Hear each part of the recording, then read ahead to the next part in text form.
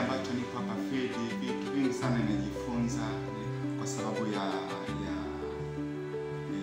kozi yangu ambayo pengine nachukua pale chuoni.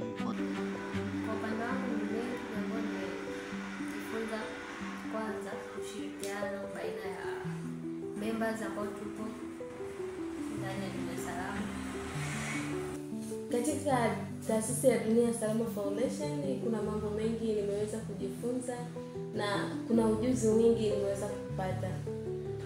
Ya kwanza nimeweza kupata ujuzi wa kuongea mbele za watu kwa sababu nimefanya activity nyingi kwa nilivyokuwa zamani na sasa hivi ni vitu tofauti.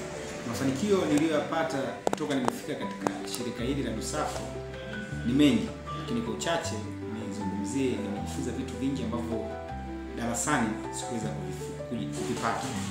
Kwa hiyo kupitia shirika hili nimejikita sana kujifunza kwenye hivyo vitu. Pia na kutokana pia na skills gap yangu, shirika kama shirika limekuwa kipaumbele sana katika kutuwezesha sisi watu wa field basi tupate kujaza skills gap ambapo pengine tulikuwa tunayo changamoto. Lakini pia kingine nimeweza kupata ujuzi wa kutumia kompyuta kwa maana kompyuta muda mwingine ilikuwa ina baadhi ya mambo nilikuwa siyajui, lakini nimeweza kufanikiwa kujua.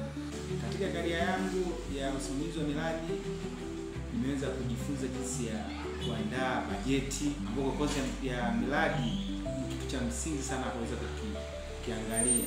Lakini pia kuna vitu ambavyo nilikuwa sijui kama vipo, kwa mfano mambo ya cyber security, lakini pia nimeweza kupata hiyo elimu na nimeweza kujifunza baadhi kuhusu cyber security. Kwa hiyo ni shirika ambayo pengine kwa upande wangu mimi nimejivunia kuwepo hapa na ninatamani pia kufanya nao kazi katika engo zote. Pale ambapo patakuwa na uhitaji, pale ambapo nitakuwa napata nafasi, nipo tayari kufanya nao kazi. Baada ya kumaliza field nategemea Mungu akinijali nimekuwa interested sana na mimi kuanzisha shirika kwa sababu nimeona naweza kufanya hivyo. DUSAFO ni sehemu sahihi kwa wanafunzi wa chuo cha maendeleo ya jamii Tengeru kuweza kushiriki na kuweza kujifunza vitu vingi.